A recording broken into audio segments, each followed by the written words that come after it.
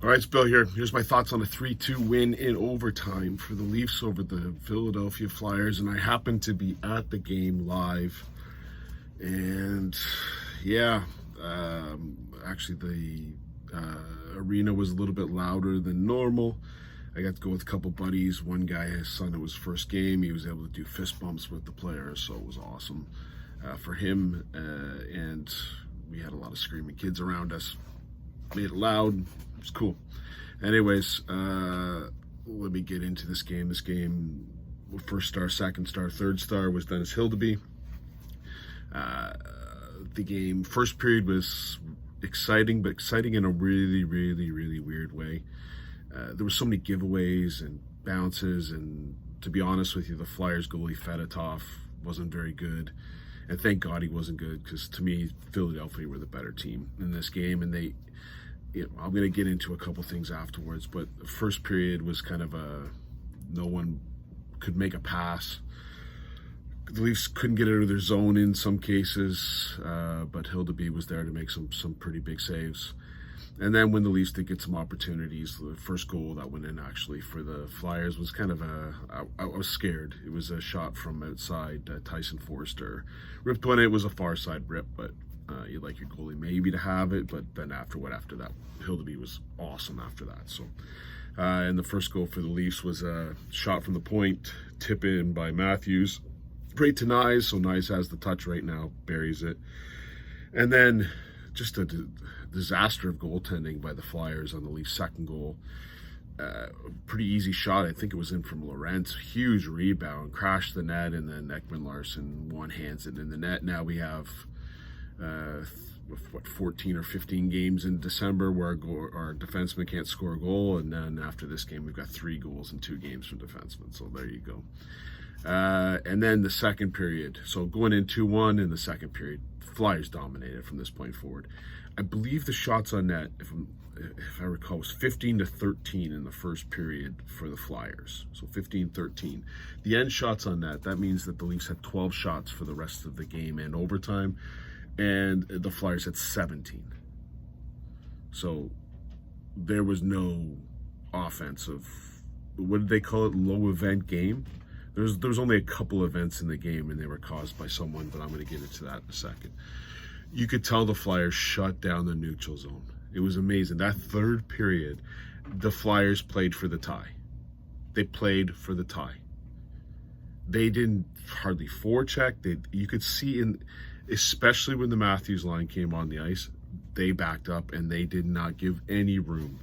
The Leafs, nice, they holding everyone up, but not in a way of like the 1994-95 Devils holding up, but they were just getting in the way and preventing speed from going through the zone, which made it a little bit crappy to watch, to be honest with you.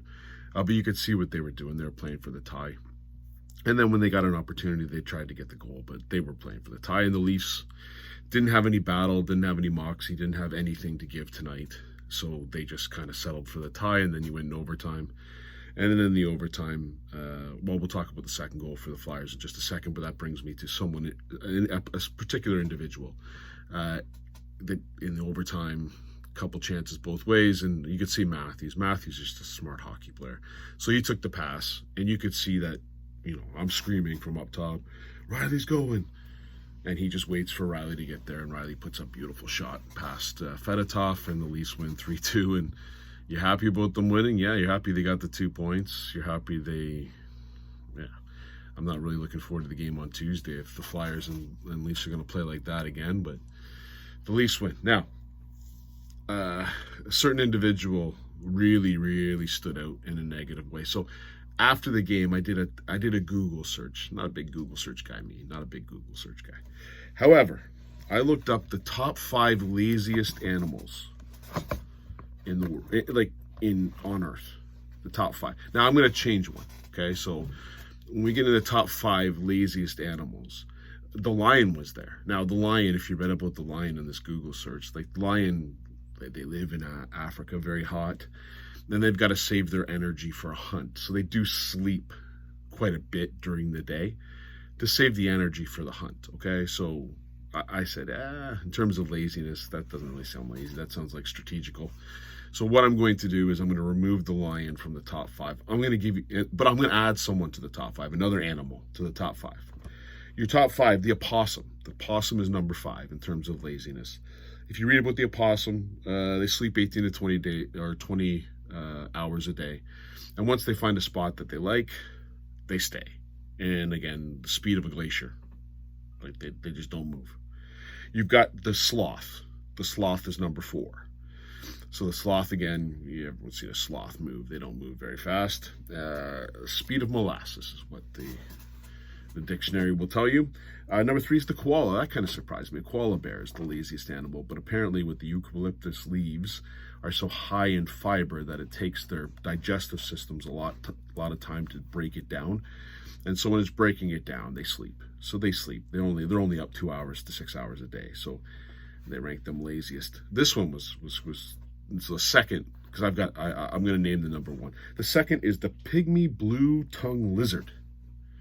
Now what it does, it lives in spider caves, and it's so lazy that when it's thirsty, it just sticks out its tongue, which happens to be a blue tongue, and it hopes that water hits it. So it doesn't want to move to go get water. It just sticks out its tongue and hope that water hits the blue tongue. And your number 1 laziest animal, which I've just updated after this, is William Nylander. Now, the William Nylander, you know what? This animal is special. So what this animal does is it shows that every time he has a contract year, there's a year where he's going to get a contract, he decides that maybe, until I get that contract signed, I'm going to actually show up. But once the contract is signed, I'm not going to show up anymore. So a couple other traits of this is to avoid all physical contact with anybody on the ice that you could possibly do. Just glide around the ice, look for a breakaway all the time. Don't go to try to go get a puck. No effort forth. But again, when your contract year is up, then you put a little forth. It's kind of like that lion, right? Like you sleep for 20 to 24 hours a day or 20 hours a day, but then you hunt. So when your contract is due, then you show up. Very similar to his family, the Michael Nylander, couldn't find a team to settle in because probably of that laziness. So genetically, the laziness there. There's a couple other traits to this Nylander. He sometimes goes by Willie Styles, might take a subway once in a while. Seems a little bit, doesn't care about anything, aloof. I think that's the word they use for it, aloof. And then, what you do as a lazy animal is, you go to an interview and you don't wear your shirt to the interview. Because again, that would take a little bit of energy to put a shirt on before you go into the interview. But you think you're so cool and you think you're so awesome that you can just go in and without your shirt on and everything is so cool. And I'm the coolest kid in the room, the coolest cat in the room. No, you're strictly lazy. So in this game, I've never been at a game, and I've been at quite a game, and I'm talking OHL games, your local games. I've never seen this type of laziness in my life. It was beyond. On the second goal by the Philadelphia Flyers, the puck gets rimmed around, and he just doesn't. He put a stick out. He put a stick out because it touched his stick. So you got the secondary assist. Unfortunately, they didn't give him credit for the secondary assist. They gave it to someone else, they gave it to Sean Couturier, and they even gave assist to Rasmus Ristolainen for firing around the boards. But he touched the puck and put it, and then didn't stop. He just glided around the net. And Couturier threw it over to Scott Laughton, who put it in. Now, Scott Laughton must have had people in the stands because the minute they named his goal, the whole stands went crazy at one point. But I must have been sitting near Scott Laughton's fans. I don't know. The laziest animal in the world is William Nylander. How he did not get benched, how he kept getting thrown on the ice. There are people below us going, Willie, come on, Willie. It was disgusting. This is like embarrassing. It's like on a level of, you could not play any lazier than what he did tonight. If I were his line mates, Johnny T and Max Pacioretty, I don't know what I would do. Maybe you could tell him it's not junior anymore. You can stop crying, bro. Hey, start trying, bro. Like Chief Craig Strongbow, do you not hold people accountable at all? I thought you were the accountable guy. I thought you were supposed to come in and hold people accountable. That was the most disgusting effort I've ever seen by an NHL player. by an OHL player, by any player playing hockey, by an adult safety hockey league at 11:30 at night. That effort was less than that. Unbelievable. A couple other things in this game. Jake McCabe. Now, it was kind of weird when the fight happened. Didn't know if it was a punch that knocked him out. Didn't look like it. But yeah, when you saw the replay, landed on the ice with Garnet Hathaway hitting him in the head. Really, really weird play because Hathaway had the penalty for hitting the goalie, and then I don't know what McCabe was doing, pushing his head into the ground. I don't know. What do you expect Hathaway to wake up and go, yeah, that was fun, thanks? After Hathaway just got destroyed by Benoit. So we're without McCabe for a while. It didn't look very good. And then you had another thing, Max Pacioretty. If you're going to throw hits, bud, if you're going to throw hits like you threw the hit, you got. I'm sick and tired of this, the turtling afterwards. If you're going to throw hits like that, you better stand up for it. No. Max Pacioretty wants to go level the best players on everyone's team and not have to face any consequences. Good strategy, bud. Makes you look like an idiot. I kind of figured out you came from Montreal. Pretty easy to see you came from that organization.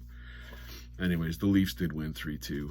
It was beautiful to be at the game. I really enjoyed being at the game. I did not enjoy the effort of the laziest human being on earth, or the laziest animal on earth.